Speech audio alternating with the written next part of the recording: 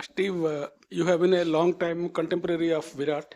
So, what do you have to say about the way he chases down the high targets and controls it? Can you say something about that? Yeah, I mean, he's arguably the best chaser the game has seen. He's done it numerous times against us. He controls the tempo of the game really well, plays to his strengths, and takes the game deep. So, I thought he played really well again tonight. Steve, in the eventual calculations and finer margins, do you think the fielding of your side was not up to the mark you would have liked? No, I mean, we dropped a couple of chances, and I think when you're trying to squeeze the game and you're trying to build a lot of pressure, you need to take those chances when you've got 260 on the board. But that's the game; it happens. No one means to drop a catch. It's part of the game. Steve, you won the toss, chose to bat, and the reason for that. And also, do you think that the partnership was on? You think the 300 was a possible score on this pitch?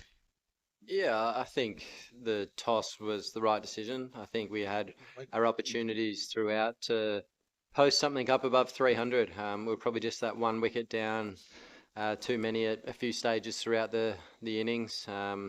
If we extended one of those partnerships a little bit, we're probably getting up 290, 300, and we're putting a bit of pressure on the scoreboard. So it's clearly, not the easiest wicket to bat on. The square block as a whole, I think, has seen a lot of cricket over the last couple of months. We can see it's pretty tired, and that's probably the reason why we haven't seen a score above 300 in the tournament here so far. So, we did a reasonable job, but we probably just lacked a couple of those partnerships, just dragging out a little bit further to get us up somewhere near 300 or just above.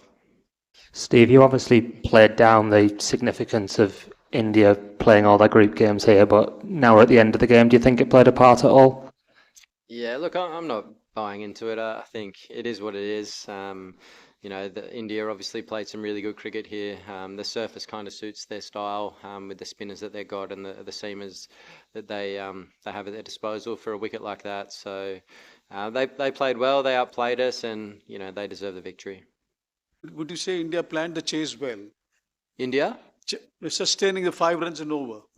Yeah, I mean they kept their run rate in check throughout. Yeah, we were probably just one or two wickets away. It got pretty close towards the end. We were able to drag the game quite deep and try and put some pressure on that way. But yeah, obviously KL played really nicely at the end and Hardik as well. So um, yeah, we took it as deep as we could. But yeah, they obviously chased really nicely. Steve, how much difference in Dubai pitches and Gaddafi Stadium Lahore pitches? You played in Lahore, so different result, do you think? The wickets we played on, yeah, they're completely different tracks. This one's quite slow, two pace, took some spin. I think the Gaddafi track's arguably one of the best one-day wickets in the world for batting. The ball skids on nicely, the outfield's lightning, and yeah, so yeah, there's definite differences there. Steve, when Australia takes part in a semi-final, the expectations are always so high. You're always expected to win. Do you feel that when you play India, their reputation is as formidable? Could that have played a bit on the boys' mindset? Not really. I mean, I think we've got pretty good records in big games in ICC events, and I thought the guys turned up and did a really good job. There's obviously a bit of inexperience in our team, particularly our bowling attack. Some new guys there who I thought did a really good job as well. So, they're going to be better for the exposure to a big event and playing against world-class players like the ones we came up against today and throughout the tournament. So, plenty of positives to take from it. Steve, can you talk us a little bit through your dismissal and also kind of that period of the game in general? Was that a big moment? Yeah, Mr. Full Toss. Wasn't ideal. Yeah, my plan was kind of to try and put the seamers under a bit more pressure and just rotate the spin, but I didn't do it very well.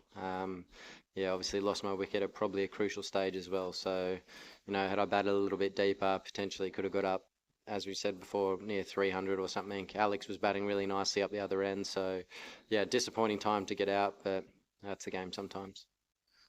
I mean, that's a difficult question. I think